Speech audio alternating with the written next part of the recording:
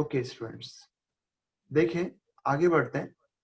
आगे हम लोग अगले क्वेश्चन पे चलते हैं। तो इस तरह से हम लोग देख सकते हैं। तो फर्स्ट क्वेश्चन आपको क्लियर हो गया होगा, मैंने जिस तरह से आपको समझाया है। और अब हम लोग इसमें आगे बढ़ते हैं, अगला क्वेश्चन लेते हैं। तो स्टूडेंट्स, इसके आगे तो आपको बस डिटरमिनेंट सॉल्व करना है। तो ये डिटरमिनेंट आप लोग सॉल्व कर लेंगे तो आपके पास आंसर आ जाएगा, के की वैल्यू आ जाएगी। तो मुझे लगता है कि आप इजीली इसको कंप्लीट कर लेंगे। तो अगले क्वेश्चन पे चलते हैं। अगला क्वेश्चन ये रहा आपके सामने, है ना। तो देखिए स्टार्ट करते हैं। तो the angle between the line and the plane, line और प्लेन के बीच का एंगल चाहिए। तो आप लोग देखें कि मान लीजिए कि एक कोई प्लेन है और ये कोई लाइन। हाँ, ओके, अभी ओके,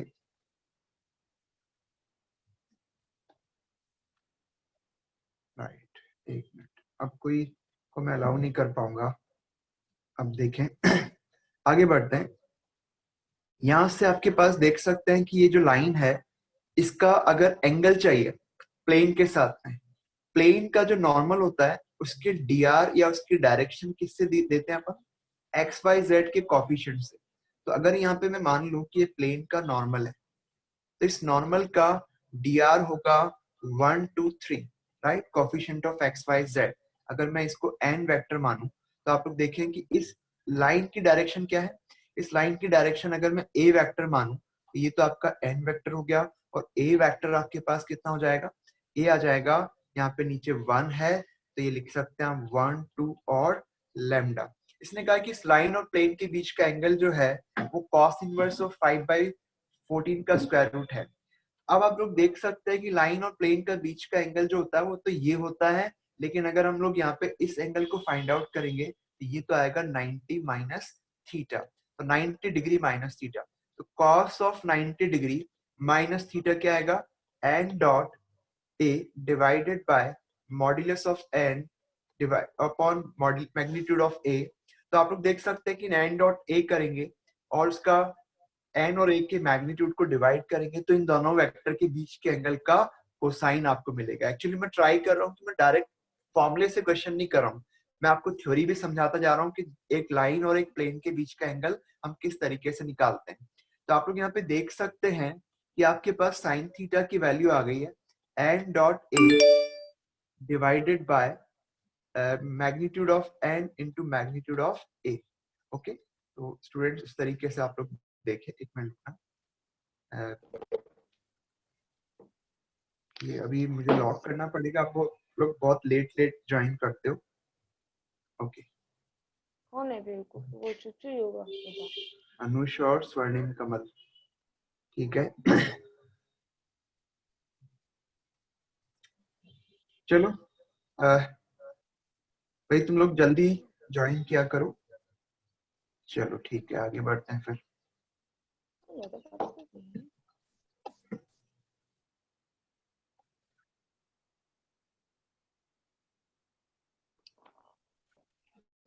तो देखिए आगे बढ़ते हैं। आपके पास एक लाइन और एक प्लेन था, उसके बीच का एंगल निकालना है। तो इस तरीके से फाइंड आउट किया जा सकता है। तो एन वेक्टर तो आपका है 1 2 3। तो 1 2 3 dot 1 2 lambda 1 2 lambda divided by 1 2 3 का मॉडुलस कितना हो गया? 9 4 13 और 1 14 14।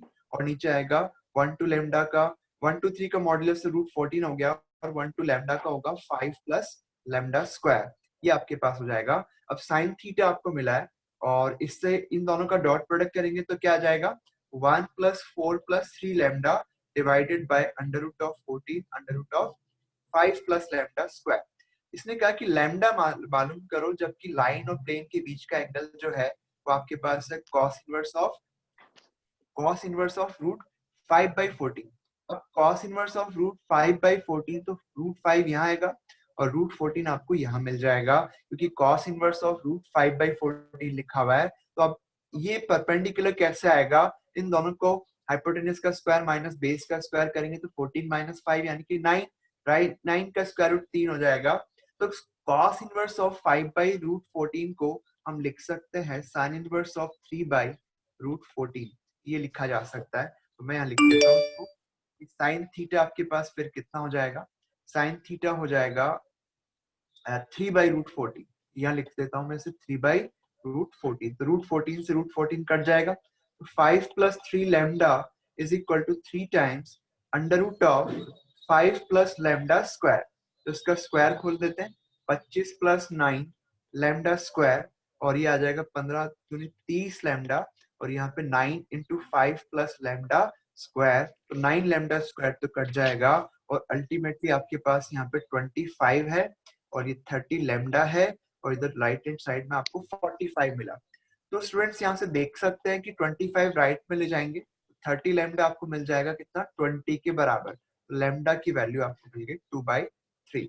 ये आंसर आपके पास करेक्ट हो गया। तो मैंने इसको बिल्कुल बेसिक से आपको समझाया है, बिना किसी फॉर्मूले के। बस ये पता है कि अगर ए वेक्टर और बी वेक्टर के बीच का एंगल निकालना है तो वो आएगा A.B divided by magnitude of A into magnitude of B। इस तरीके से हम लोग जा सकते हैं। तो स्टूडेंट्स आप लोग को क्लियर जरूर हो गया होगा।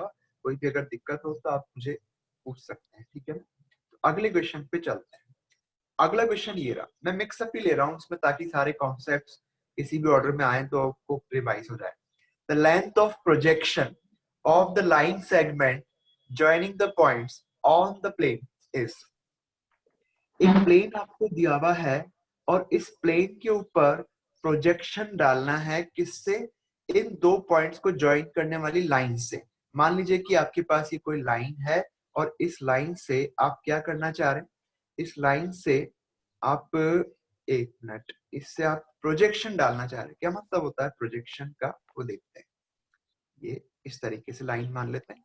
इस लाइन का dr हमें पता लग जाएगा, इस लाइन की इक्वेशन भी आ जाएगी, क्योंकि आपको इसके दो पॉइंट्स गिवन है। तो हमें क्या चाहिए, इस लाइन का प्रोजेक्शन चाहिए इस प्लेन के ऊपर। तो आप लोग देखें कि प्रोजेक्शन का मतलब होता है कि अगर आप इस लाइन के से इस प्लेन पे परपेंडिकुलर ड्रॉप करें, तो जो परपेंडिकुलर का जो फुट आएगा, ऐसे इसका भी परपेंडिकुलर ड्रॉप करें प्लेन पे, ये फुट आ जाएगा मान लो। तो आप लोग देखें कि इस तरह से जब आप परपेंडिकुलर्स ड्रॉप करते चले जाएंगे, तो जो सारे परपेंडिकुलर्स का जो फुट आपको मिलेगा वो प्लेन के ऊपर एक लाइन बना लेगा। उसी लाइन की इक्वेशन एक्चुअली हमें निकालनी है। जैसे मान लो कि यहाँ पे ये जो पॉइंट है, इस पॉइंट से भी आप परपेंडिकुलर ड्रॉप करेंगे तो ये हो जाएगा। ये जो लाइन आपके पास आ रही है, this is the projection line. ये आपके पास जो है ये प्रोजेक्शन हो गया, दिस इज प्रोजेक्शन लाइन, ठीक है, ये प्रोजेक्शन हो गया। तो हम लोग यहाँ पे इसी की इक्वेशन निकालना चाह रहे हैं, इस लाइन की इक्वेशन चाहते हैं। अच्छा क्या चाह रहे हैं हम लोग, द लाइन, अच्छा ओके सॉरी, ये तो क्वेश्चन ही अलग था। The length of projection of the line segment, चलो ठीक है। तो ये एक लाइन सेगमेंट है, एक पॉइंट 5 - 1, 4 है, और दूसरा पॉइंट है 5, -1, 3। तो आपको इसका प्रोजेक्शन का लेंथ चाहिए। ये तो बहुत इजी क्वेश्चन हो गया। मुझे लगा मुझे प्रोजेक्शन की इक्वेशन निकालनी। चलो अपन प्रोजेक्शन लाइन की इक्वेशन भी निकाल ही लेते हैं। तो ये तो आपके पास प्रोजेक्शन लाइन की लाइन हो जाएगी। और अगर मैं इस ए पॉइंट का मिरर इमेज इस प्लेन में लेता हूं, तो ये पॉइंट आ गया। अब इस बी पॉइंट का अगर मिरर इमेज लेता हूं प्लेन के अंदर, मान लीजिए तो ये बी पॉइंट आ गया। अब मैं इस ए डैश और बी डैश जो कि इमेजेस है, इनको अगर मैं ज्वाइन कर दूं, तो ये जो लाइन आपके पास होगी ये एक्चुअल में क्या हो गई, इमेज हो गई, image of line in plane, right. तो इन दोनों की इक्वेशन कैसे निकालते हैं, अगर आपको प्रोजेक्शन की इक्वेशन निकालनी है तो कैसे निकालेंगे, अगर आपको इमेज की इक्वेशन निकालनी है तो कैसे निकालेंगे, वो हम लोग यहाँ पे डिस्कस कर रहे हैं। तो क्वेश्चन तो वैसे सिंपली पूछ रहा है, वो सिंपल क्वेश्चन है 123, बहुत इजी सा है। लेकिन मैं इसमें आपको दो चीजें और समझाना चाह रहा हूँ कि प्रोजेक्शन लाइन की इक्वेशन कैसे निकालते हैं और इमेज लाइन की इक्वेशन कैसे निकालते हैं। आप लोग देखिए, इसके लिए ए का फुट ऑफ परपेंडिकुलर ये निकालना पड़ेगा आपको। मान लीजिए कि मैं इसको ए डबल डैश कह देता हूँ, और ये बी का प्रोजेक्शन निकालना पड़ेगा, मान लीजिए कि मैं इसे बी डबल डैश कह देता हूँ। तो आपको ए डबल डैश निकालने के लिए क्या करना पड़ेगा, प्लेन के अंदर फुट ऑफ परपेंडिकुलर निकालने का तरीका आपको पता है, x - x1 y - y1 is equal to z - z1। नीचे coefficient of x y z आ जाएंगे, 1 1 1 ये लिखते हैं अपन। और यहाँ आगे हम लोग क्या लिखेंगे, यहाँ लिखेंगे माइनस में आपने 5 - 1 4 का प्रोजेक्शन निकालना है। तो 5 - 1 4 का प्रोजेक्शन निकालेंगे तो 5 - 1 + 4 - 7 डिवाइडेड बाय 1+1+1। आपको ये याद होगा, अगर याद नहीं है तो मैं आपको रिमाइंड करा देता हूँ यहाँ पे कि अगर कोई प्लेन आपके पास ax plus b y plus c z plus d बराबर 0 है, तो इस प्लेन के ऊपर किसी पॉइंट x1 y1 z1 से फुट ऑफ परपेंडिकुलर निकालना है, तो फुट कैसे निकालेंगे, और इमेज निकालना है तो इमेज कैसे निकालेंगे उसकी बात कर लेते हैं। फुट निकालने का तरीका होता है x minus x1 upon a, y minus y1 upon b और z minus z1 upon c is equal to minus of ax1 plus by1 plus c z1 plus d divided by a square plus b square plus c square, ये लिखते हैं अपन। और अगर इसमें image निकालनी है, यहाँ पे -2, यहाँ 2 आ जाता है बस साथ में। तो अगर आप इस इक्वेशन से x y z find out करेंगे तो आपको एक्स वाई जेड की वैल्यू मिल जाएगी जो कि एफ हो जाएगा। और अगर आप यहाँ -2 लेकर के अगर आप आई निकालें, देखो आप लोग समझ रहे होंगे, यहाँ पे आपको -2 into a x one plus b y one plus c z one plus d divided by a square plus b square plus c square. तो अगर ये 3 और ये ले लेंगे तो इमेज की कोऑर्डिनेट्स आपको मिल जाएगी। तो आई होप कि आपको समझ में आ गया है। अपन ने स्ट्रेट लाइन में भी इसी तरह से इमेज निकालना सीखा है। स्ट्रेट लाइन में भी आपको यही फॉर्मूला यूज करना होता है। तो स्टूडेंट्स, आप लोग इस थ्योरी को समझ चुके होंगे, तो मैं इस क्वेश्चन को आपको समझा देता हूँ कि कैसे हमें करना है। तो ए डबल डैश निकाल लेंगे हम लोग, आप लोग फिर कर लेंगे, मैं बता देता हूँ। आप क्या करेंगे, ए से ए डबल डैश आ जाएगा यहाँ से एक्स वाई जेड, और फिर उसके बाद बी से बी डबल डैश आ जाएगा। ओके, ओके, फिर से कोई स्टूडेंट आ रहा है, बार बार डिस्टर्ब कर रहा है, मैं लॉक ही कर देता हूँ।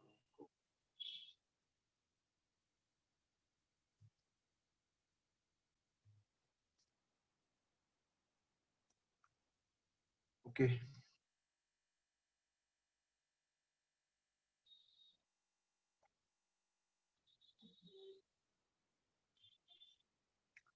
चलो रूम लॉक हो गया है, अब कोई नहीं आएगा।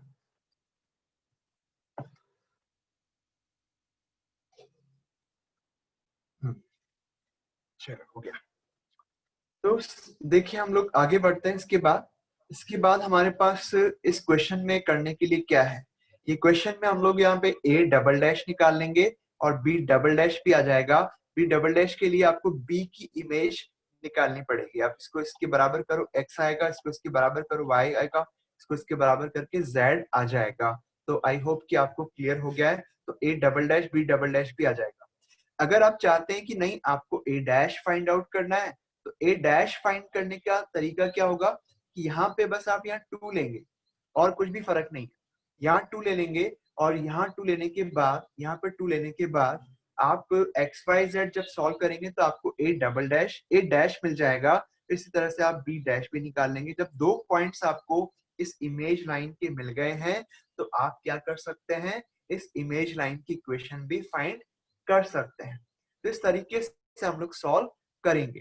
तो मैंने आपको ये बताया कि कैसे आप एक लाइन का प्रोजेक्शन लाइन निकाल सकते हैं प्लेन पे, और एक लाइन का इमेज लाइन फाइंड कर सकते हैं प्लेन से। तो वो मैंने आपको तरीका बताया।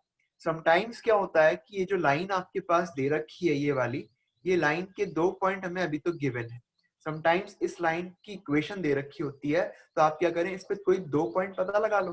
पॉइंट पता लगाना इजी है। जैसे इस लाइन पे कोई 2 पॉइंट निकालने हो आपको, मान लो, तो आप देख सकते हो कि एक्स वाई को अपनी मर्जी से कुछ पुट कर दो, या एक्स को पुट करके वाई निकाल लो, जेड निकाल लो, तो एक पॉइंट आ गया। ऐसे दूसरा पॉइंट तो दिख ही रहा है इसका 5 7 -2, तो 2 पॉइंट आ गए। तो इससे आप इमेज दोनों पॉइंट की निकालेंगे, ए बी की इमेज निकालेंगे, ए डैश बी डैश, तो आपको क्या मिल जाएगा, ए डैश बी डैश से लाइन की इक्वेशन आ जाएगी, इमेज लाइन की। ऐसे आप प्रोजेक्शन लाइन की इक्वेशन निकालेंगे।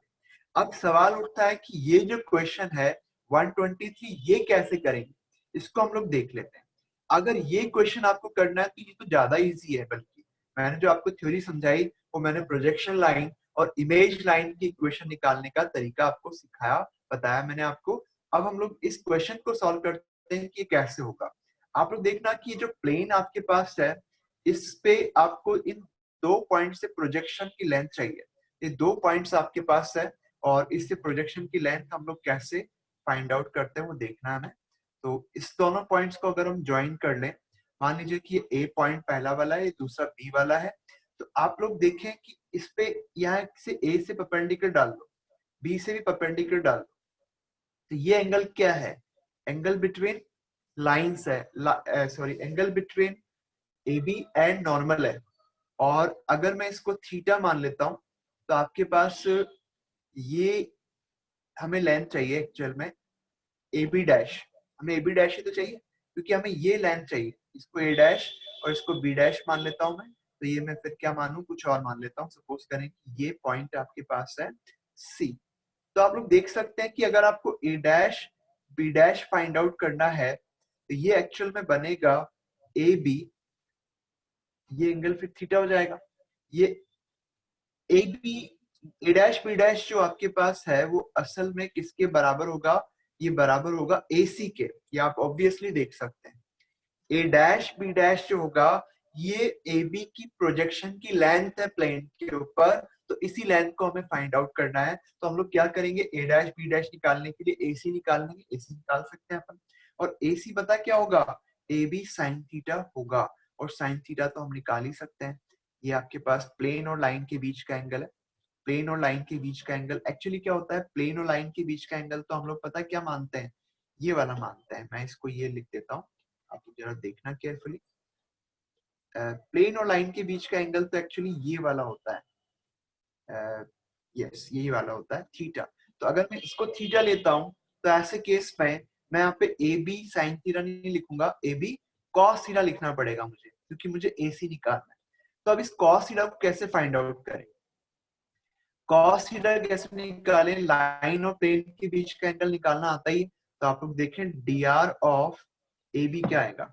D R of A B अगर आप लोग फाइंड आउट करेंगे तो ये आपके पास हो गया, देखिए माइनस करके आप लोग निकाल सकते हैं इसे, क्या आएगा देखो। एक मिनट, ए बी का डी आर हमें फाइंड आउट करना है, तो ये आपके पास आएगा 5 माइनस 4 यानी कि 1 माइनस 1 माइनस ऑफ माइनस 1 0 और 4 माइनस 3 1 आ जाएगा। ये आपके पास ए बी का डी आर आ गया। अब हमें चाहिए साइन थीटा। साइन थीटा आपके पास क्या आएगा? साइन थीटा होगा एक तो 1 0 1 डॉट, नॉर्मल का डी आर भी 1 1 1 है, तो 1 1 1 1 डिवाइडेड बाय इस फर्स्ट वेक्टर का मैग्नीट्यूड हो गया √2 और सेकंड का हो गया √3, और ऊपर वेक्टर्स का डॉट प्रोडक्ट करेंगे तो 1 + 0 + 1 डिवाइडेड बाय √6 यानी कि 2/√6 हो जाएगा। अब आप ए बी लेंथ में निकाल लो।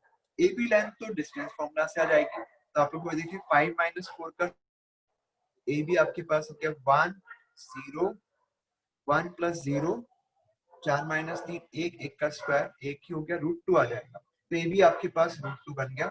यहाँ से आपके पास ए बी कॉस थीटा कितना निकल जाएगा? ए बी कॉस थीटा हो जाएगा, आप लोग देख सकते हैं कि ए बी कॉस थीटा आपके पास कितना आ रहा है? ए बी कॉस थीटा हो जाएगा, ए बी तो है √2 और कॉस थीटा आपके पास निकला हुआ पड़ा है क्या? हमारे पास तो साइन थीटा निकला हुआ पड़ा है, तो क्या करें, कॉस थीटा भी निकाल सकते हैं। यहाँ पे साइन थीटा होगा परपेंडिकुलर अपॉन हाइपोटेन्यूज। तो ये आपके पास बेस हो गया 6 - 4 यानी कि 2, 2 का स्क्वायर रूट यानी कि √2। तो कॉस थीटा आपके पास हो जाएगा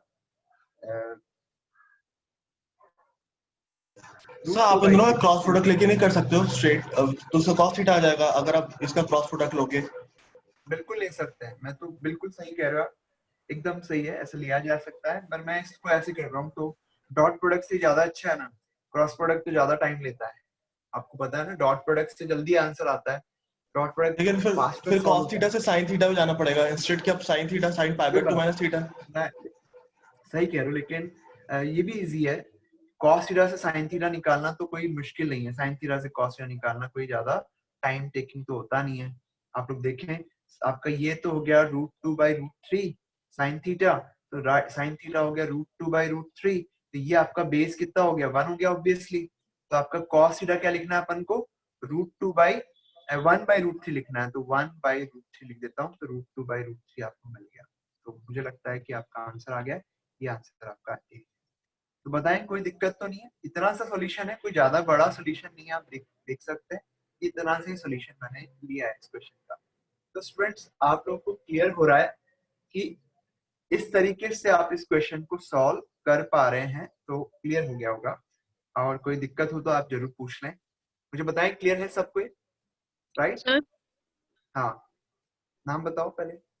सर इस क्वेश्चन में जैसे वो ए डैश फुट ऑफ परपेंडिकुलर के फॉर्मूला से फुट ऑफ परपेंडिकुलर निकाल के ए डैश बी डैश, बिल्कुल, तो उनका हाँ लेंथ भी मैं तो, निकाल देगा। यस यस, आप फुट ऑफ परपेंडिकुलर भी निकाल सकते हैं ना। अभी मैंने आपको फुट ऑफ परपेंडिकुलर निकालना सिखाया कि ए का परपेंडिकुलर फुट ए डैश आ जाएगा और बी का बी डैश आ जाएगा, फिर ए डैश बी डैश में आप डिस्टेंस फॉर्मूला लगा लो। मुझे लगता है फिर भी इसमें इतना टाइम लगेगा जितना मैंने अभी लगाया, और फुट ऑफ परपेंडिकुलर निकालने में टाइम तो लग जाएगा थोड़ा सा।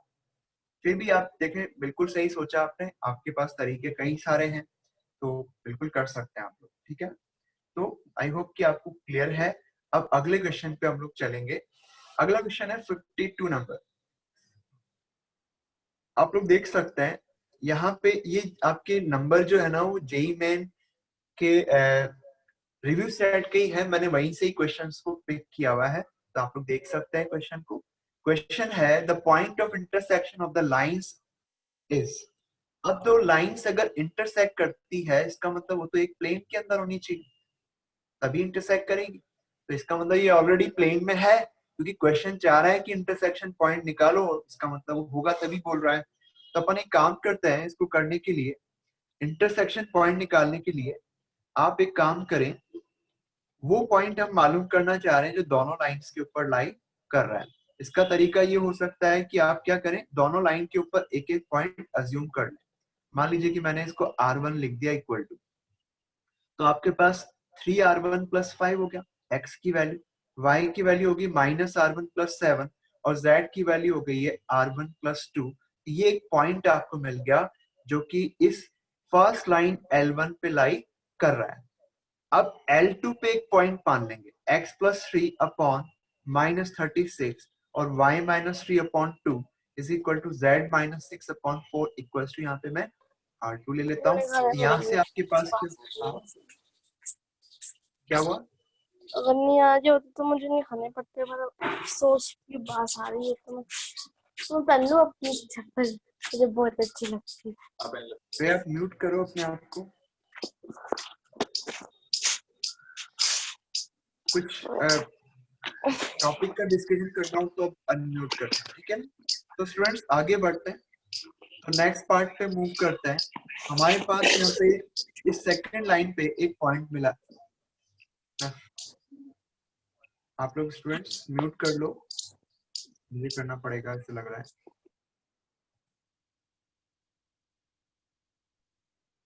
डिस्टरबेंस बहुत सारे तरीके के हो सकते हैं, चलो।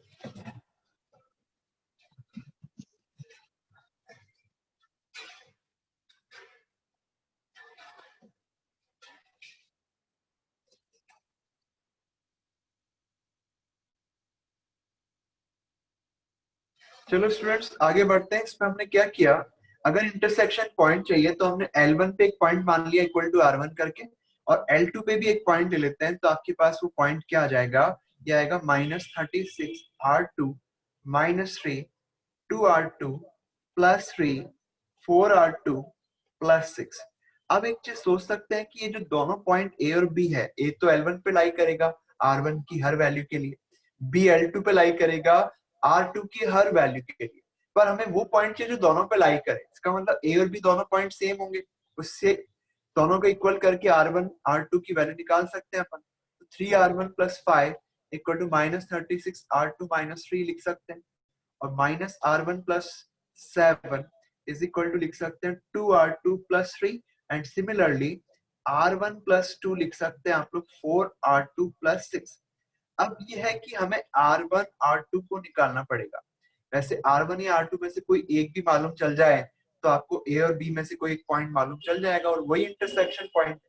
बिकॉज आपको इंटरसेक्शन पॉइंट डिटरमिन करना है, तो इससे आपको डिटरमिन हो जाएगा। तो मैं एक काम करता हूँ, इन दोनों इक्वेशन को जोड़ लूं तो R1 कट ही जाए, तो आपके पास इधर 9 हो गया लेफ्ट में, और आपको मिलेगा 6R2 प्लस 9, तो R2 तो 0 ही आ गया। चलो ये तो काम ही अच्छा हो गया हमारा। तो इसका मतलब है कि आपका इंटरसेक्शन पॉइंट बी में R2 को पुट करने से आ जाएगा। तो -3, 3 और 6। ये तो क्वेश्चन जो है एक तरह से धोखा दे दिया, क्योंकि क्वेश्चन में जो पॉइंट स्ट्रेट लाइन का दिख रहा था वो एक तरह से आंसर ही हो गया। तो इस तरीके से हम लोग सॉल्व कर सकते हैं। तो आई होप कि आपको अच्छे से क्लियर हो गया होगा। तो बताएं कोई और दिक्कत है? क्लियर है सबको? समझ में आ रहा है आपको ये? Okay, right. तो स्टूडेंट्स आगे बढ़ते हैं, नेक्स्ट क्वेश्चन पे मूव करते हैं। ठीक है, तो अगला क्वेश्चन लेते हैं। अगला क्वेश्चन ये ले लेते हैं, इसमें ऑर्डर से ही चलता हूं ताकि कोई मिस ना हो। ये रहा क्वेश्चन है, the distance of the point 1, -2, 4। आप लोग देखें, the distance of the point 1, -2, 4 from the plane passing through the point and perpendicular to the plane. Okay, आप देखना, आपको एक ऐसा प्लेन चाहिए जो 1, 2, 2 से तो पास करे और साथ में इन दोनों के ही परपेंडिकुलर हो जाए। तो आप देख सकते हैं कि अगर आप उस प्लेन के नॉर्मल का dr चाहते हैं तो उस नॉर्मल का dr या उस नॉर्मल की डायरेक्शन आपको मिलेगी 1, -1, 2 क्रॉस 210 से 201 से सॉरी 201 से, क्योंकि इसमें x का कोफिशिएंट, y का कोफिशिएंट 0 है, z का कोफिशिएंट 1 है। तो आप लोग समझ रहे होंगे कि आपको एक ऐसा प्लेन चाहिए जो इन दोनों गिवन प्लेन के परपेंडिकुलर हो। तो इन दो प्लेन के नॉर्मल के डायरेक्शन ये दोनों हैं। तो अगर आप एक ऐसी डायरेक्शन चाहते हैं जो दोनों के नॉर्मल के भी परपेंडिकुलर हो, तो आपको क्या करना पड़ेगा, इन दोनों डायरेक्शन का क्रॉस प्रोडक्ट करना पड़ेगा। तो आप लोग इससे आगे बढ़े, 1, -1, 2, 201। यहाँ से आगे बढ़ेंगे तो आपको मिला i, -1 × 1 -1 हो गया, फिर -j, फिर इसके बाद आएगा 2 × 2 4, 1 × 1 1 हो गया, और 1 - 4 लिखेंगे, 1 - 4 हो गया, सॉरी 1 - 1 हो गया, 1 - 4 -3 हो गया, और प्लस के 0 + 2 2 आ जाएगा। तो यहाँ से आपके पास बना -i + 3j और +2k। तो आप लोग देख सकते हैं कि नॉर्मल की डायरेक्शन है, तो हमें एक ऐसा प्लेन का रिक्वायरमेंट है। आप देखिए क्वेश्चन अच्छा है, इसमें कुछ चीजें ज्यादा हमें पूछने को मिल रही है, समझने को मिल रही है। तो आपके पास इस नॉर्मल की डायरेक्शन हमें मिल गई, और इस प्लेन का एक पॉइंट भी हमें पता है 1, -2, 4। Now how to find the equation of plane? तो अगर हमें प्लेन का नॉर्मल पता है और प्लेन का एक पॉइंट पता है, तो इस प्लेन की इक्वेशन निकालने के लिए हम ये काम करेंगे कि इस प्लेन पे एक और पॉइंट ले लेते हैं P, ओके। और जो P का वेक्टर है, पोजीशन वेक्टर, वो A मान लेते हैं, और A का पोजीशन वेक्टर क्या मान लेते हैं, A वेक्टर मान लेते हैं। तो आप लोग देख सकते हो कि जो R - A वेक्टर होगा वो असल में N वेक्टर के परपेंडिकुलर होगा। तो इसका मतलब डॉट प्रोडक्ट 0 होगा, बिकॉज जो भी नॉर्मल होता है ना, कोई भी प्लेन अगर आपके पास है, ये प्लेन, इस प्लेन का कोई भी नॉर्मल जो है वो इस प्लेन के अंदर लाई करने वाली हर लाइन पे परपेंडिकुलर होगा, चाहे वो लाइन कहीं पे भी ले लो आप, राइट। तो नॉर्मल होगा, परपेंडिकुलर होगा। तो r - a तो हो गया पी ए वेक्टर, और पी ए वेक्टर जो होगा वो n के साथ में परपेंडिकुलर होगा। ये ऑब्वियस आप लोग देख सकते हैं कि P A is perpendicular to n vector. तो r - a वेक्टर क्या हो गया, r तो आपका है x y z, तो x y z ये आप लिख सकते हैं xi कैप प्लस वाई जे कैप प्लस जेड के कैप, और -a वेक्टर करेंगे तो आपके पास आ गया i - 2j प्लस 4k, और डॉट n वेक्टर करना आपको इसका, तो आपके पास n वेक्टर निकला है -i + 3j + 2k। ये आपके पास आ रहा है इक्वल टू 0। यहाँ से आपको मिलेगा x - 1 और y + 2 हो जाएगा यहाँ से, और इधर से आपके पास हो जाएगा z - 4, और इसका करना है -132 से डॉट प्रोडक्ट, तो -132। ये आपका प्लेन हो गया। इसको सॉल्व कर लेते हैं, -x + 3y + 2z, यहाँ से +1, यहाँ से +6 7, और -8 मिलकर के आपको मिल गया -1 = 0। तो x minus 3y minus 2z plus 1 equal to 0 is the plane. तो हमें यहाँ पे एक ऐसा प्लेन निकालना था जो इन दोनों प्लेन के परपेंडिकुलर। तो देखो हमने आधा काम तो कर दिया। अब ये क्वेश्चन पूछ रहा है इसी प्लेन की 1, -2, 4 से डिस्टेंस भी बताओ। तो बता देते हैं। ओके, आप लोग देखें कैसे निकालेंगे इससे, कोई दिक्कत तो नहीं है ना। 1, आप लोग देखिए 1 -1 2 फर्स्ट प्लेन का डायरेक्शन है और 2 0 1 दूसरे प्लेन का डायरेक्शन है। तो हमने दोनों का क्रॉस प्रोडक्ट किया, इससे क्या हुआ, नॉर्मल का डायरेक्शन वेक्टर आ गया। इसमें कोई कैलकुलेशन एरर तो नहीं है ना।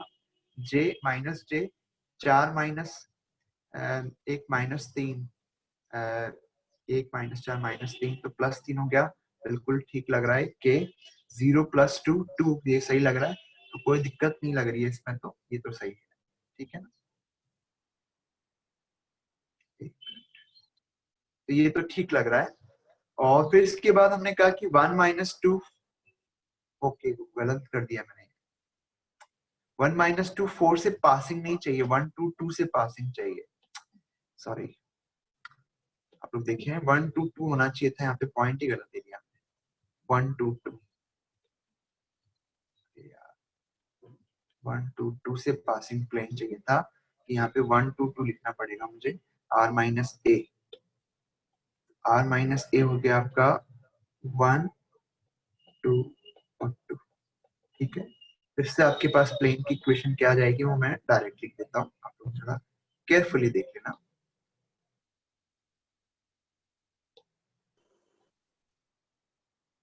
तो देखिए इसमें ये आ गया x - 1 into -1 plus y - 2 into 3, और फिर इसके बाद z - 2 इंटू क्या लिखेंगे, 2 लिख देंगे। और ये आपको मिल गया अल्टीमेटली -x + 3y + 2z, और ये आपको कांस्टेंट क्या मिल रहा है, एक तो +1 यहाँ से मिल जाएगा, -6 -5 और -4 हो गया -9। तो x - 3y - 2z + 9 = 0 हो गया। तो ये वो प्लेन है जो गिवन दो प्लेन के परपेंडिकुलर भी है और गिवन पॉइंट 1 2 2 से पास भी कर रहा है। एक बार मैं चेक कर लेता हूँ कि मैंने सही निकाला क्या। 1 - 6 -4, यस ये तो 1 2 से पास कर रहा है, और साथ में ये -1 3 2 के परपेंडिकुलर भी है क्या, -1 3 2। हाँ -132 इसका मतलब नॉर्मल का dr भी आ ही रहा है, तो क्लियर है। तो स्टूडेंट्स ये सही है। अब अपन ने क्या करना है, 1 - 2 4 से इसकी डिस्टेंस निकालनी है। क्वेश्चन तो ये है कि आप इस प्लेन की 1 - 2 2 से डिस्टेंस निकालो। तो 1 - 2 4 से 1 - 2 4 से डिस्टेंस निकालना चाह रहे हैं। इसका तरीका क्या होता है आपको पता है, इसकी थ्योरी समझा देता हूँ मैं आपको एक बार। अगर आपके पास कोई एक प्लेन है, मान लीजिए एक प्लेन है और इसका इक्वेशन है ax + by + cz + d = 0। ये आपके पास मान लीजिए कि प्लेन की इक्वेशन है, और आपको चाहिए कि x1 y1 z1 से इस प्लेन की परपेंडिकुलर डिस्टेंस निकालनी है। ठीक है, तो इसका फॉर्मूला आपको डायरेक्ट पता होगा, ax1 + by1 + cz1 + d divided by √a² + b² + c²। तो ये आपके पास ए बी डिस्टेंस के लिए या पी क्यू डिस्टेंस मान लेते हैं, इसके लिए फॉर्मूला आ गया है। तो ये फॉर्मूला आपको याद होगा, स्ट्रेट लाइन के अंदर कोऑर्डिनेट ज्योमेट्री 2D के अंदर भी ऐसे ही फॉर्मूला होता था। तो 1 - 2 4 से इस प्लेन की डिस्टेंस निकालनी, बस क्वेश्चन खत्म हो जाएगा इससे। तो 1 + 6 - 8, आप लोग देखें 1 + 6 + -8, 1 + 6 - 8 और +9 डिवाइडेड बाय 1 + 9 + 4। तो ये आ गया आपका 9 1 10, ऊपर कितना आ गया -2 और +7, ओके -+1 8 आ गया क्या ऊपर, 8/√14। ये तो ऑप्शन में नहीं दिया हुआ है। देखिए स्टूडेंट्स कुछ गलती है क्या इसमें, एक मिनट, नो सर यही आ रहा है आंसर 8/√14। ये आ रहा है तो इसमें मिस्टेक है फिर क्वेश्चन के अंदर, तो आप लोग इसे ठीक कर लेना, राइट। तो उस तरह से हम लोग देखेंगे। एक मिनट, एक्सक्यूज मी सर। हाँ बोलो। सर एक बार इससे पहले वाले क्वेश्चन में सर आपका जो आंसर आ रहा है वो गलत है। पहले वाले क्वेश्चन में आंसर गलत आ रहा है। यस सर, आपका आंसर गलत सर, इसका आंसर ए आ रहा है सर। ओके, एक मिनट रुको, मैं देख लेता हूँ।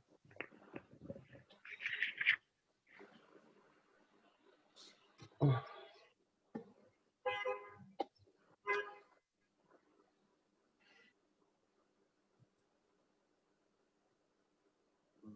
इससे पहले वाला क्वेश्चन ये वाला 8/√14, नहीं, ये तो ये भी वाला है। 52 क्वेश्चन ये वाला 52 है सर नंबर। ये वाला है point of yes sir. Intersection of lines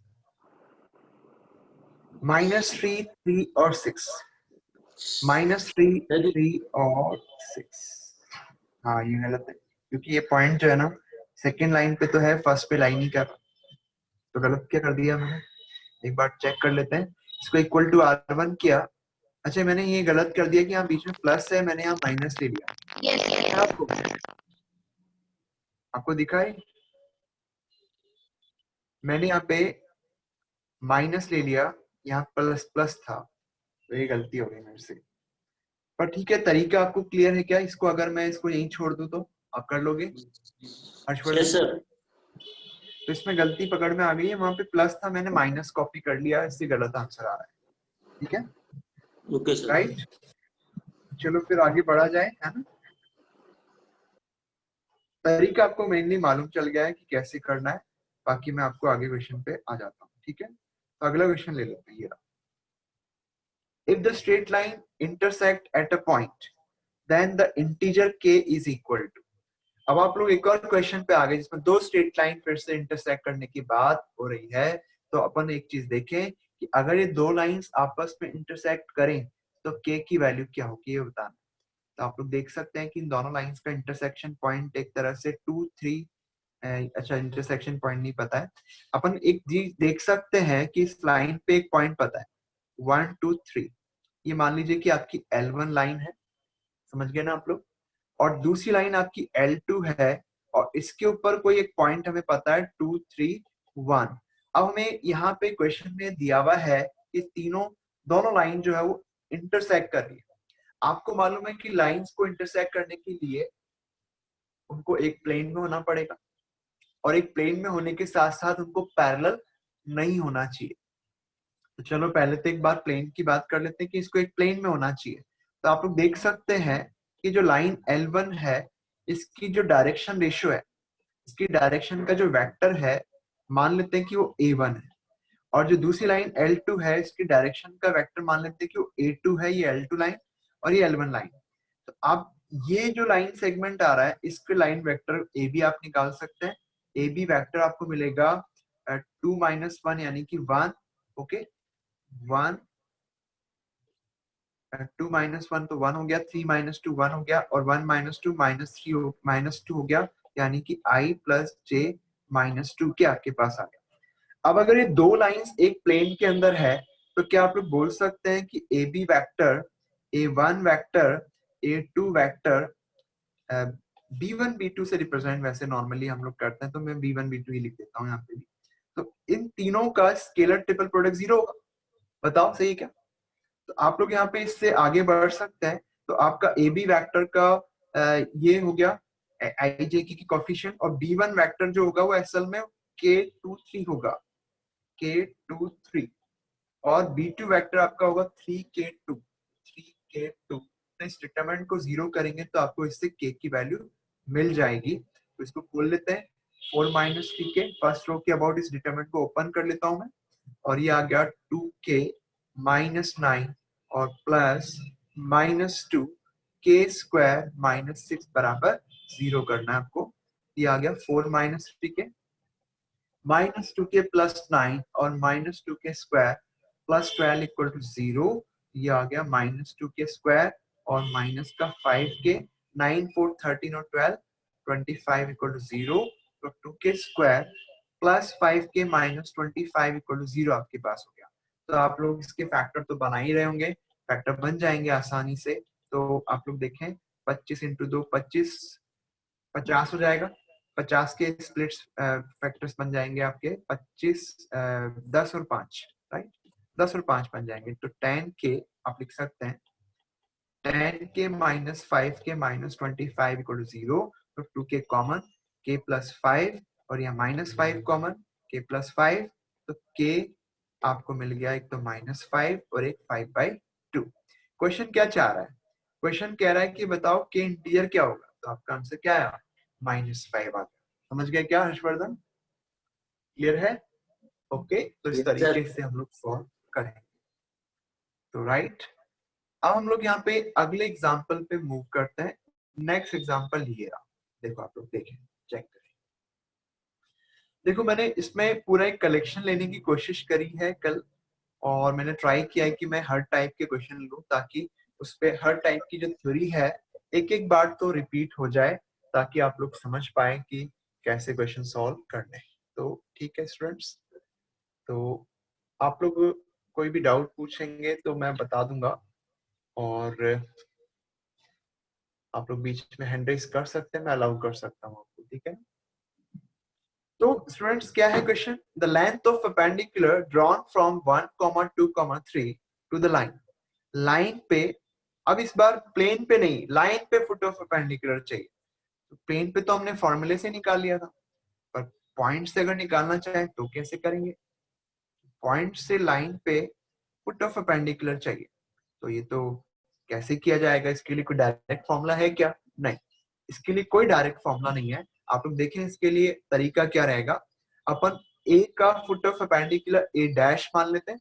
अब अपन इसको इक्वल टू आर करेंगे, तो आपके पास 3r + 6, 2r + 7 माइनस 2r + 7, ये आपका इस लाइन L का कोई भी एक पॉइंट हो गया। तो अगर ये कोई भी एक पॉइंट अगर ए डैश हो जाए, तो ऐसे केस में आपको पता है ए डैश जो है वो L के परपेंडिकुलर है। ओके, ए डैश जो है वो L के परपेंडिकुलर होगी।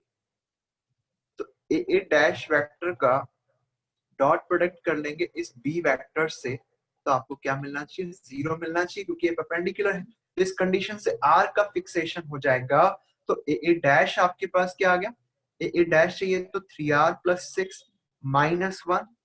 ओके, एक मिनट, 3r + 6 - 1 I कैप और plus 2r + 7, 2r + 7 -2 j cap, फिर इसके बाद -2r + 7 -2r + 7 -3 k कैप। ये तो आपका हो गया ए डैश। और बी वेक्टर तो आपको पता है कि जो डिनोमिनेटर्स में 3 नंबर दिख रहे हैं आपको 3, 2 -2, वही आपके पास बी वेक्टर बना लेगा 3, 2 -2 -2 k कैप इक्वल टू 0। इन दोनों वेक्टर्स का डॉट प्रोडक्ट करेंगे, 0 कर देंगे, तो आपके पास इससे r फिक्स हो जाएगा। और जब r फिक्स हो गया तो बताओ a डैश भी तो फिक्स हो ही जाएगा। तो ये तरीका आपके पास होगा, तो 3r + 5 × 3, ओके, और ये आपके पास है 2r + 5 × 2, और ये है -2r + 5 × -2 लिख सकते हैं। ये आपके पास रहेगा। अब इसे आगे ले जाएंगे तो 9r, यहाँ पे 4r, ओके, 9 और 4 13, 13 और 4 17r हो जाएगा। और ये 15 + 10, 15 और 10 कितना हो गया? 25 हो गया। 25 - 10 कितना हो गया? 15 हो गया। कुछ आठ तो थोड़ा गंदा सा आ गया, तो डिस्टेंस पे कैसे निकलेगी? एक बार चेक कर लेते हैं, कोई गलती तो नहीं कर दी। आपके पास यहाँ पे 6, 7 +4 होगा। 3, 2 -2 और 6, 7, 7 ए डैश तो मैंने सही लिख दिया है, और 1, 2, 3 यहाँ पे दिया हुआ ही है। तो 3r + 6 -1, 2r + 7 -2 -2r + 7 -3।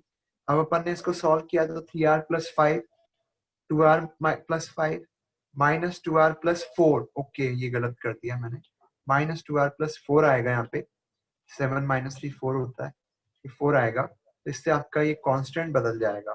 15, 10 25 और -8 तो हो गया 17, 17 तो काम हो गया आपका, 17 आ जाएगा यहाँ पे।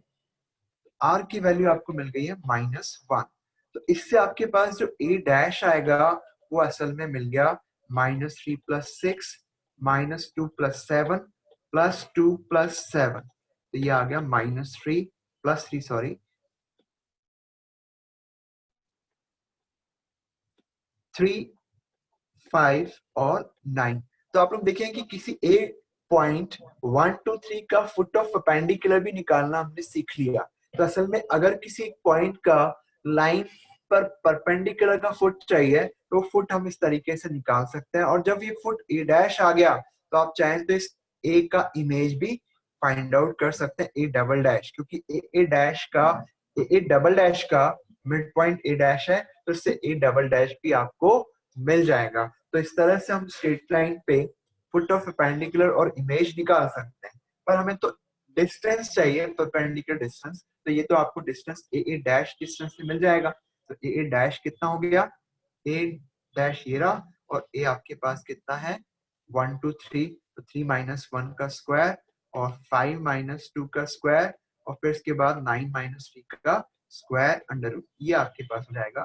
तो आप लोग देख सकते हैं ये हो गया √4 + 9 + 6 का स्क्वायर 36 45 49 7 आ गया, तो आपका आंसर 7 आ गया।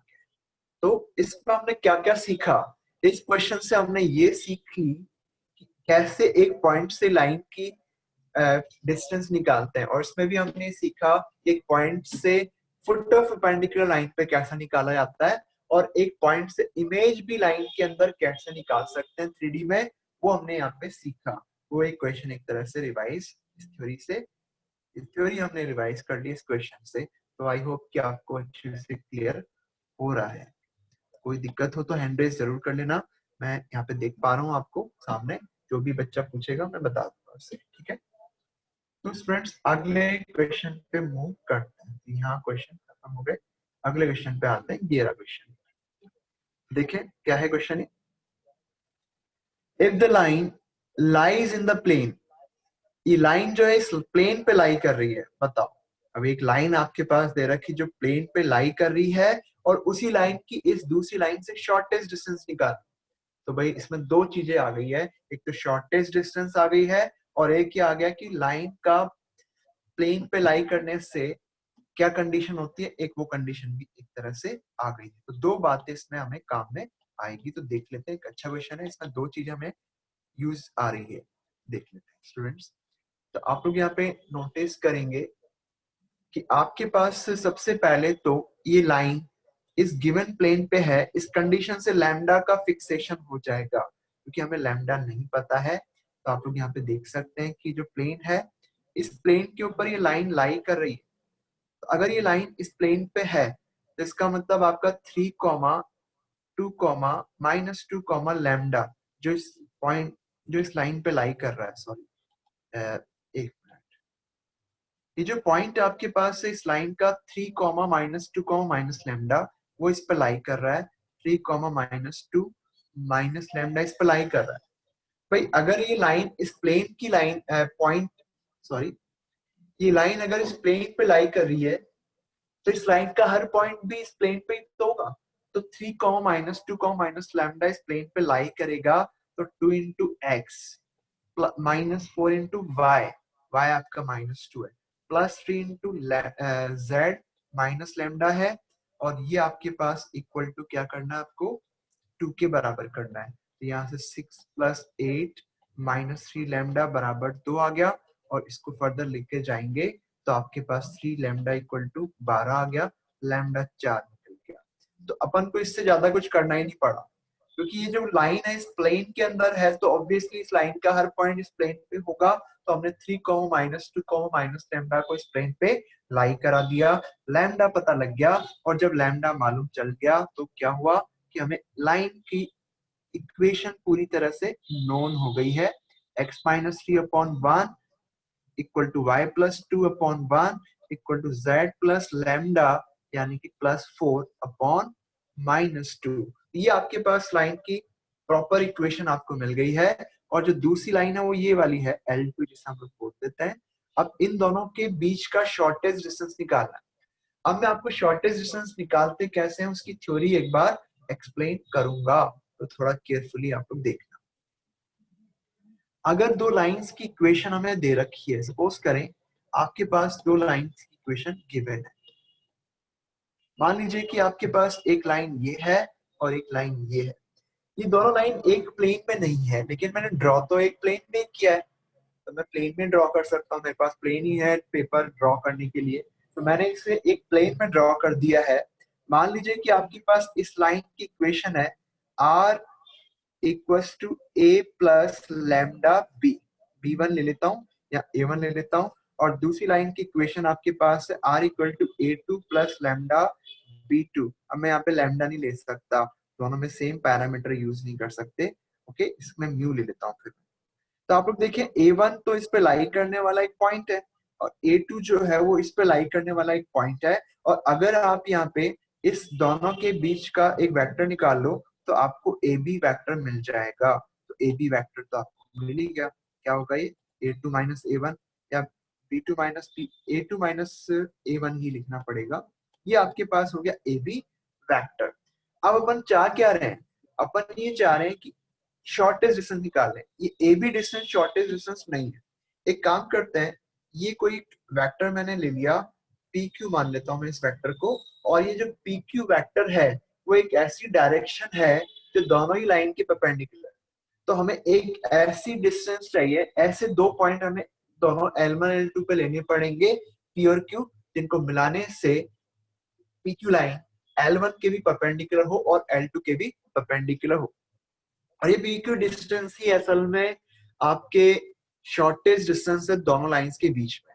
दो लाइंस के बीच में शॉर्टेस्ट डिस्टेंस क्या होती है, वो डिस्टेंस होती है, वो डायरेक्शन के अलोंग डिस्टेंस होती है जो डायरेक्शन दोनों लाइन के परपेंडिकुलर। अब चलो PQ डिस्टेंस निकालने, पर PQ डिस्टेंस निकालने तो क्या हमें P और Q निकालने पड़ेंगे क्या? नहीं निकालने पड़ेंगे। आपको देखना है कि यहाँ पे L1 का जो वेक्टर है, डायरेक्शन वेक्टर है, वो V1 वेक्टर है और इसका वेक्टर V2 वेक्टर हो गया। तो PQ के डायरेक्शन में यूनिट वेक्टर आप चाहें तो निकाल सकते हैं और वो होगा V1 cross V2 divided by magnitude of V1 cross V2। भाई V1 क्रॉस V2 क्या है? V1 और V2 के परपेंडिकुलर वेक्टर होगा, तो हमें PQ का वेक्टर मिल गया। तो PQ का अगर यूनिट वेक्टर निकालना तो ये इस तरीके से निकाला जा सकता है। तो ये PQ की डायरेक्शन का यूनिट वेक्टर हमने निकाल लिया। अब क्या करें, अब अगर आपने PQ की डायरेक्शन में यूनिट वेक्टर निकाल लिया तो AB का प्रोजेक्शन निकाल लो PQ पे। Projection of AB on PQ, तो PQ पे AB का प्रोजेक्शन वेक्टर निकालेंगे तो ये असल में आपके पास होगा AB डॉट PQ कैप। किसी भी वेक्टर का, कोई भी वेक्टर आपके पास है, उसका अगर आप किसी और डायरेक्शन n के अंदर प्रोजेक्शन चाहते हो तो वो आपको मिलता है A डॉट n कैप। ये वाला लेंथ, ये वाला वेक्टर है असल में, वेक्टर नहीं सॉरी, ये लेंथ आपके पास जो इससे आ जाती है इस फॉर्मूले से। तो आपको क्लियर होगा ये। तो मैं आगे बता देता हूँ कि इसको कैसे प्रोसीड करना है। तो आप लोग देखें, आपके पास शॉर्टेस्ट डिस्टेंस आ गई AB डॉट PQ कैप। तो AB तो हो गया आपका A2 माइनस A1 और PQ कैप हो जाएगा B1 cross B2 divided by magnitude of B1 cross B2। तो ये फॉर्मूला एक तरह से बन गया है। तो चलिए स्टूडेंट्स क्वेश्चन पे पहुंचते हैं अपन। क्वेश्चन सॉल्व करना है हमें। क्वेश्चन है आपका, कहाँ गया, शॉर्टेस्ट डिस्टेंस ये क्या, एक मिनट काम हो गया,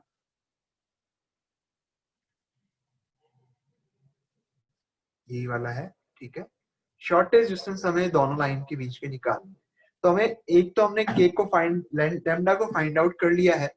अब हम लोग क्या करना चाह रहे हैं, दोनों के बीच की शॉर्टेस्ट डिस्टेंस निकालना चाह रहे हैं। तो अपन सबसे पहले, मैं आपको एक बात बताऊं कि मुझे भी फॉर्मूला इसके याद नहीं रहता, मुझे बस तरीका याद है किस तरह से फॉर्मूला डिराइव होता है।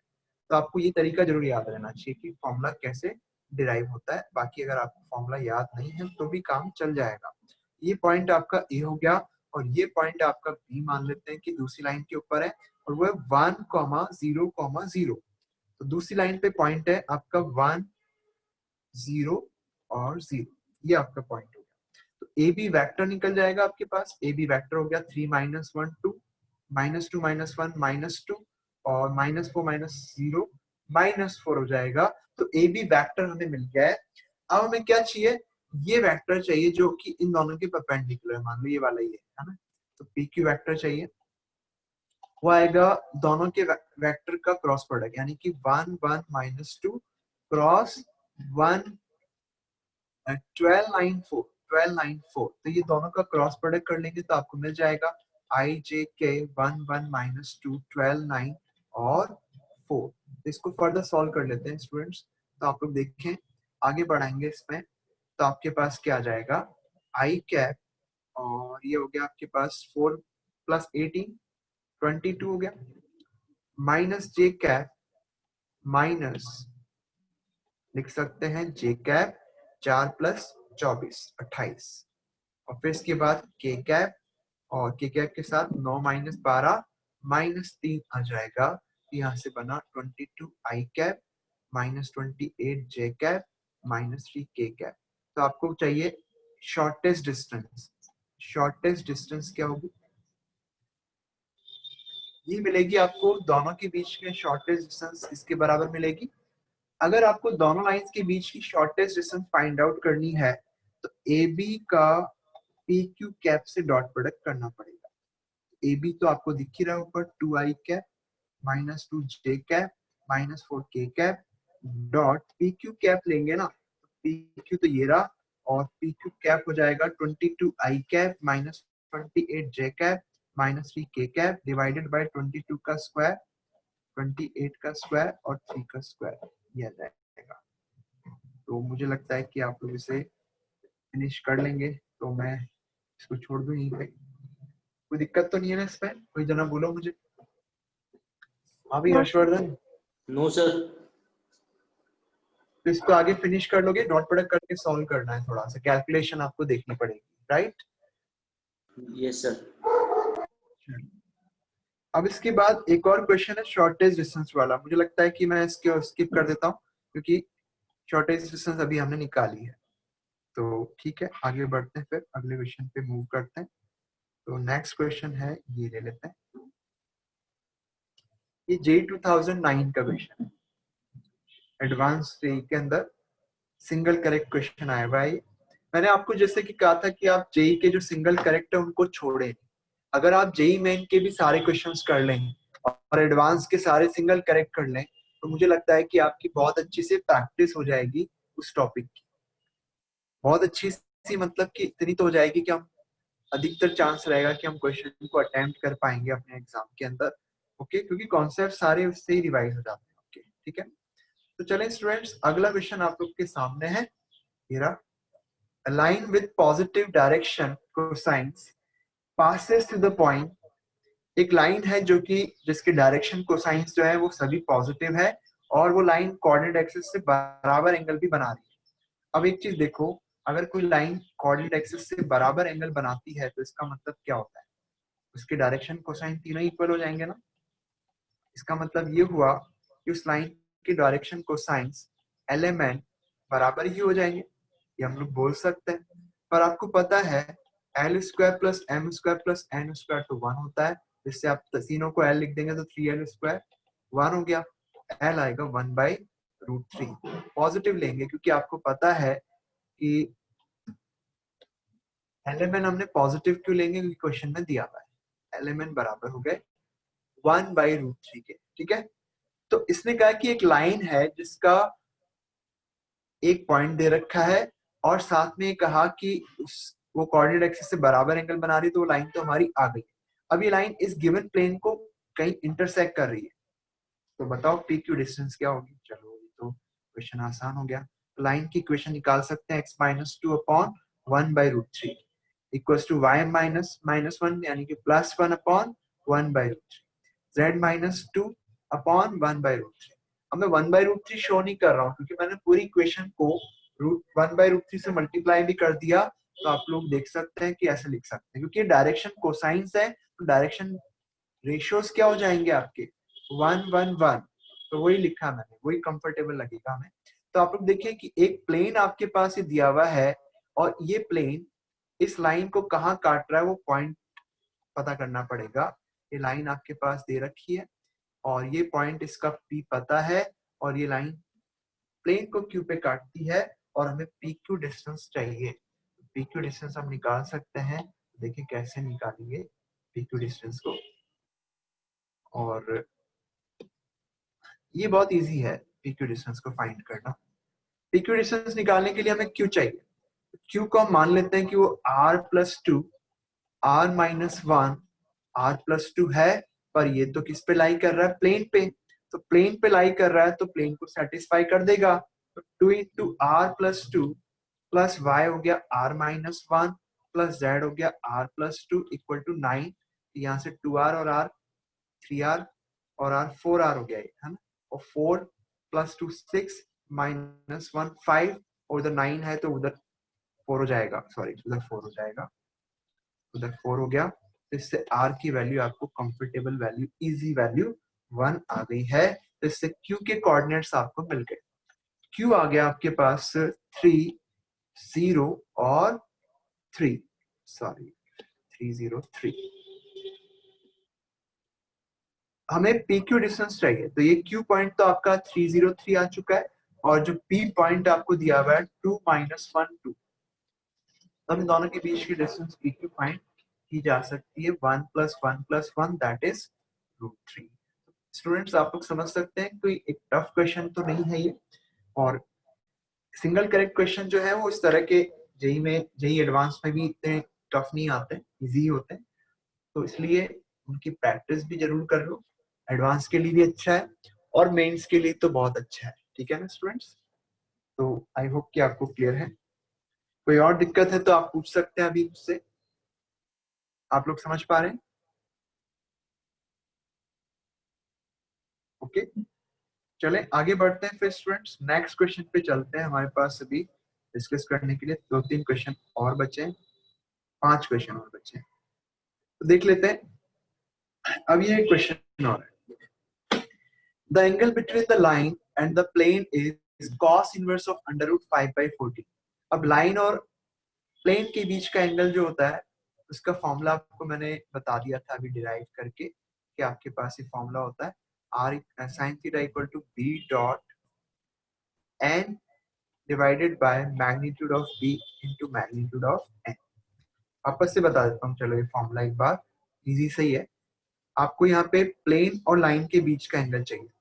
ये नॉर्मल का dr, नॉर्मल की डायरेक्शन हो गई है और ये लाइन की डायरेक्शन अपन b वेक्टर से रिप्रेजेंट करते ही है। तो हमें ये एंगल चाहिए, ये नहीं चाहिए, सॉरी ये क्यों नहीं चाहिए, क्योंकि ये लाइन और प्लेन के सर बीच का अपन ने एंगल चाहिए। क्वेश्चन कर लिया था, ऐसा क्वेश्चन कर लिया था ना, ये ऑलरेडी यही डिस्कस्ड डिस्कस है। कर लिया था। तो मैं इसको, सेम क्वेश्चन है। चलो मैं इसको डिस्कस, ये 90 - थीटा हो जाएगा। तो आप लोग देखें साइन 90 - थीटा आपके पास क्या हो जाएगा, ये आएगा n dot b divide cos 90 - theta हो जाएगा, sorry cos of angle between two vectors ऐसे निकालते हैं ना कि दोनों का डॉट प्रोडक्ट डिवाइडेड बाय दोनों का मैग्नीट्यूड। तो sin थीटा के लिए फॉर्मूला आ गया आपका n dot b upon magnitude of n magnitude of b।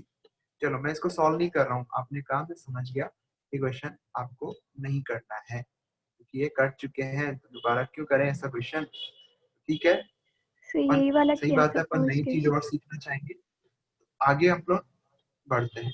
ठीक है, अगले एग्जाम्पल पे मूव करते हैं। अगला एग्जाम्पल मैं यहाँ ही ले लेता हूँ, कौन सा लूँ, अगला क्वेश्चन ये ले लेते हैं, ये ऑनलाइन जेई का है, ये वाला। चलो इस क्वेश्चन पे आते हैं। क्वेश्चन क्या है,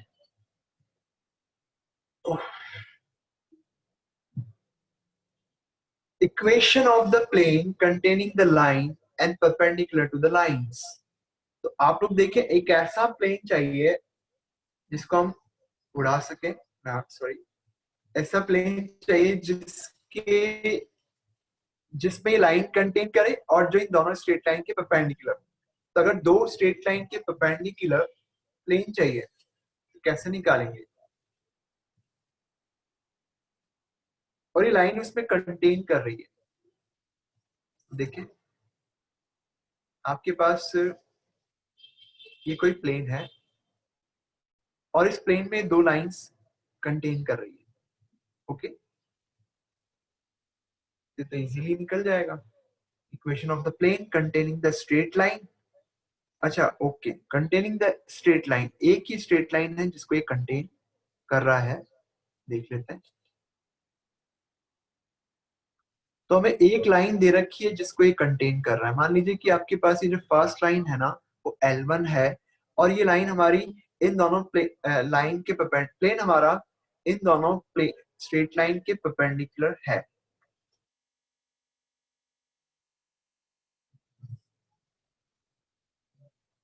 ये क्या क्वेश्चन है? Equation of the plane containing the straight line, एक स्ट्रेट लाइन को कंटेन करने वाला प्लेन चाहिए और जो कि परपेंडिकुलर है इन दो लाइंस को कंटेन करने वाले प्लेन के। ओके समझ गया मैं। तो आप लोग देखें कि दूसरा कोई प्लेन है उसके परपेंडिकुलर प्लेन चाहिए हमें असल में, और वो प्लेन इन दोनों के को कंटेन कर रहा है, इन दोनों स्ट्रेट लाइंस को कंटेन कर रहा है। तो अपन एक काम कर सकते हैं कि इस स्ट्रेट लाइन का L2 और L3 का डायरेक्शन रेशियो जो है उनका क्रॉस प्रोडक्ट कर देंगे, B2 और B3 का क्रॉस प्रोडक्ट कर देंगे, तो आपको इस प्लेन का नॉर्मल का डायरेक्शन आ जाएगा। ओके, क्योंकि जो L2 और L3 है ना इस प्लेन के अंदर है, सेकंड वाले प्लेन के अंदर, इस प्लेन को π2 मान लेता हूँ, ये π1 है जो हमें निकालना है।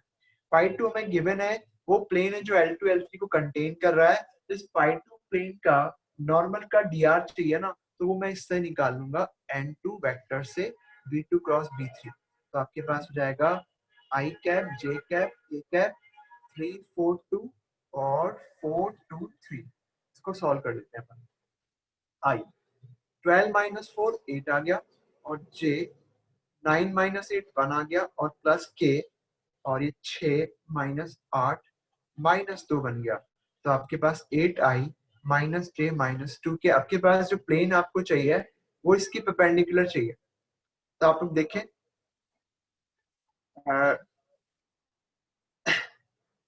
मुझे बताएं स्टूडेंट्स, यहाँ तक क्लियर है आपको? सर 6 माइनस 16 होगा। 6 माइनस 16 कहाँ पे? के कैप में। के कैप में 6 माइनस 16 माइनस 10 होगा, बिल्कुल ठीक है, माइनस 10 लिखना पड़ेगा, माइनस 10। तो यहाँ पे भी आपके पास माइनस 10 लिख देता हूँ। अब तो कोई दिक्कत नहीं है। तो ये आपके पास पता क्या आया, ये नॉर्मल का डायरेक्शन आ गया, नॉर्मल का डायरेक्शन आ गया। अब हमें वो प्लेन चाहिए जो हमारे प्लेन के परपेंडिकुलर हो, सॉरी हमें वो π1 प्लेन चाहिए जो π2 के परपेंडिकुलर। क्वेश्चन ये कह रहा है देखो आप कि L1 को कंटेन करने वाला वो प्लेन निकालो जो इन दो स्ट्रेट लाइन के कंटेन करने वाले प्लेन के परपेंडिकुलर हो। तो हमने क्या किया, इस दो स्ट्रेट लाइन को कंटेन करने वाले प्लेन का नॉर्मल निकाल लिया। आपको मैं बताऊं कि अगर ये दो प्लेन परपेंडिकुलर है तो इस सेकेंड प्लेन का जो नॉर्मल है ना और ये जो फर्स्ट प्लेन का नॉर्मल है वो भी क्या होंगे, एक दूसरे के परपेंडिकुलर हो जाएंगे। या आप ऐसे भी कह सकते हैं कि जो n2 वेक्टर होगा वो असल में प्लेन के पैरेलल हो जाएगा। सही है?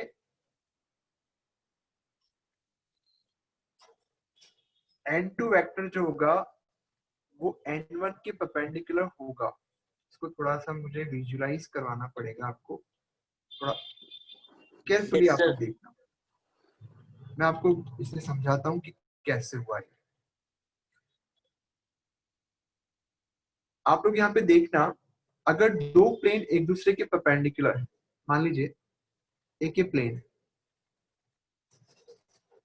और दूसरा प्लेन इसके परपेंडिकुलर आ रहा है इस तरह से,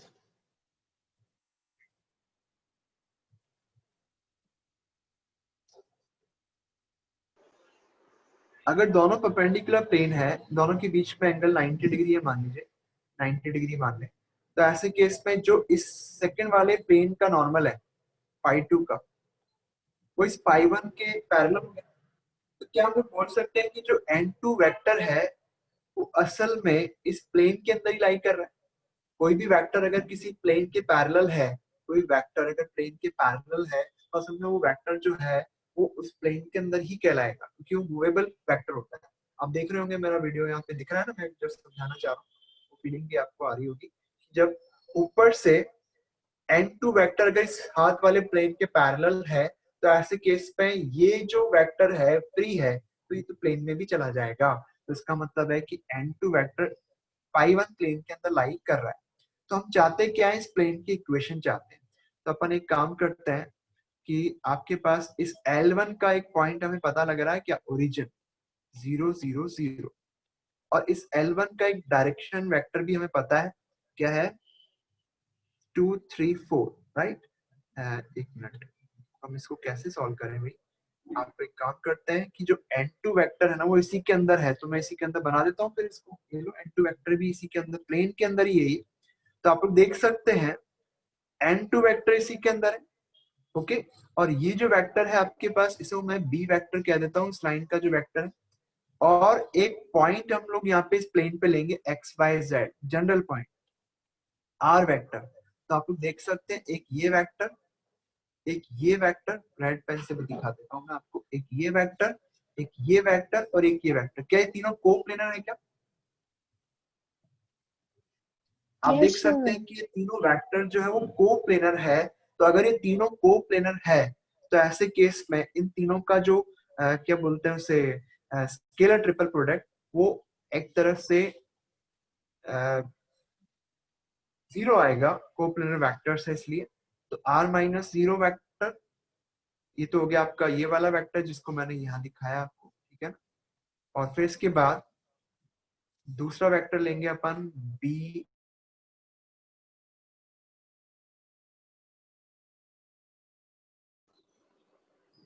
एक्सक्यूज मी सर,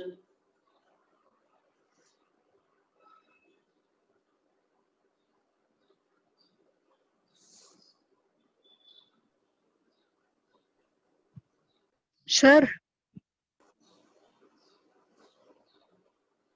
सर आपकी आवाज नहीं आ रही है।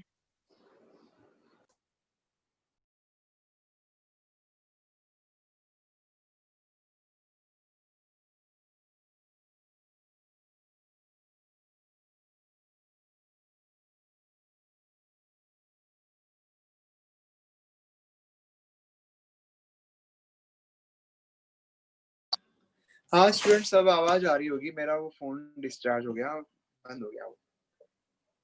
तो ठीक है, अब आवाज आपको आ रही है, लेकिन अभी ठक ठक की भी आवाज आएगी, मैं कुछ नहीं कर पाऊंगा उसमें, क्योंकि इसी आईपैड से ही वॉइस जाएगी और आईपैड ठक ठक करेगा। थोड़ी देर आपको सहन करना पड़ेगा, 10 मिनट, राइट। तो आगे बढ़ते हैं, ट्राई करूंगा धीरे ठक ठक करूं, ओके।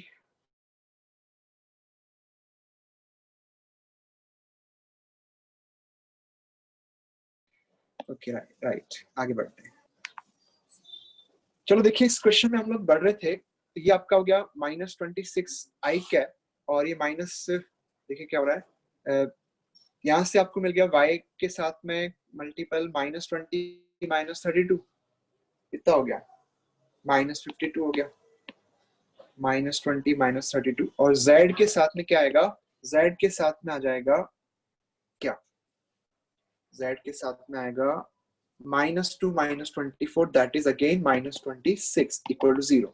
अब पूरी इक्वेशन को -26 से मैं डिवाइड कर देता हूं, तो ये +2y, ये -2y हो जाएगा, ओके। ये हो जाएगा आपका -2y, और ये हो गया -26 से डिवाइड करके +z इक्वल टू 0। ये आपका क्वेश्चन कंप्लीट हो गया। क्वेश्चन अच्छा था और हमें समझ में जरूर आया होगा, इतना मुश्किल वैसे भी नहीं है। तो स्टूडेंट्स क्लियर है आपको ये, बोलो। Yes sir. तो अभी तो मैं ठक ठक की आवाज ज्यादा नहीं होगी क्योंकि मैं बड़ा सॉफ्टली लिख रहा हूँ, ओके। तो क्लियर है सबको ये। तो अपन ने इसमें क्या सीखा कि एक प्लेन के परपेंडिकुलर दूसरा प्लेन आपको चाहिए। तो जब ये जो प्लेन है, अगर ये वाला प्लेन इसके परपेंडिकुलर हो जाता है तो इसका नॉर्मल, इस वाले प्लेन का नॉर्मल इस नीचे वाले प्लेन के अंदर लाई कर जाएगा।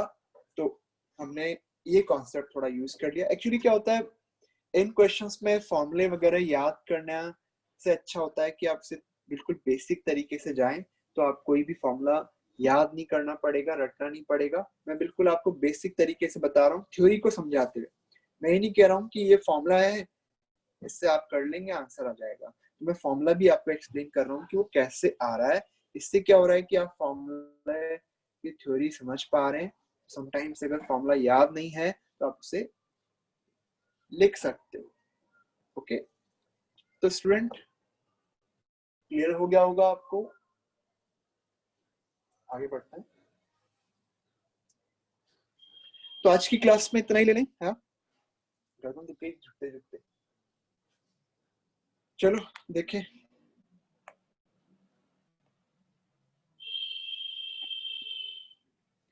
तो स्टूडेंट्स, आप लोग को मेरी बात समझ में आ रही है। आज हम लोग ने 3D की थ्योरी डिस्कस करी है और 3D हमने आज डिस्कस किया है केवल। और मैंने ये ट्राई किया है कि हम लोग अधिकतर कॉन्सेप्ट्स को ले लें। और मैंने जैसे आपको पहले लास्ट क्लास में कहा भी था कि आपको अपने डाउट्स जो हैं वो अगर आप पूछ रहे हैं तो आप सेंड करें मुझे एक दिन पहले, ताकि उन क्वेश्चंस को भी ले लिया जाए जो आप लोग पूछना चाहते हैं। तो ये जरूर आप लोग किया करें, पहले अपने क्वेश्चंस ले लें, बिकॉज आपको पता होता है कि इस टॉपिक में मुझे इस टाइप की क्वेश्चंस में दिक्कत आती है, तो वही क्वेश्चन आप पूछ लेंगे तो आपको बेनिफिशियल रहेगा। तो मुझे बताएं, क्लियर है सबको? ये आज की क्लास यहीं पे वाइंड अप कर लें। तो अगली क्लास में आप लोग को ये करना है कि हम लोग वेक्टर लेंगे। 3D के भी अगर आप एक दो क्वेश्चन पूछेंगे तो हम लोग डिस्कस कर लेंगे, पर मेनली हम लोग अगली क्लास में तो वेक्टर को ही लेंगे। एक दिन में एक से ज्यादा टॉपिक करने का सेंस नहीं है, बिकॉज फिर ज्यादा कॉन्सेप्ट क्लियर नहीं हो पाएंगे दो टॉपिक भी अगर करना चाहेंगे तो ठीक लगी आपको आज की class? Yes sir. Yes sir. Yes sir. हमें बेनिफिट होना चाहिए, हमें जो हम पढ़ रहे हैं उससे बेनिफिशियल होना चाहिए। मैं इसमें क्या होता है कि क्वेश्चंस वगैरह तैयार करने में भी कल टाइम लगा, आधा एक घंटा उसमें लग जाता है। तो अगर आपको फायदा है तो बहुत अच्छी बात है, हम लोग सीख पा रहे हैं। तो आप ट्राई भी करें, आप पैरेलल वो क्वेश्चंस जो एक्सरसाइज के मैंने कराए हैं वो एक्सरसाइज के क्वेश्चंस उस टाइप के आप लेकर के सॉल्व भी करें, ताकि वो टॉपिक अभी के लिए अब परमानेंटली फाइनल हो जाए। हमें बार बार उसको नहीं जाना पड़े कि हमें दिक्कत आ रही है। वो कंप्लीट आज की तारीख में हो जाना चाहिए। आज शाम तक आप लोग ट्राई करो कि ये टॉपिक हम कंप्लीट करें अच्छे से। Okay, thank you all. Next lecture में मिलते हैं। Bye everybody, bye. Thank you sir.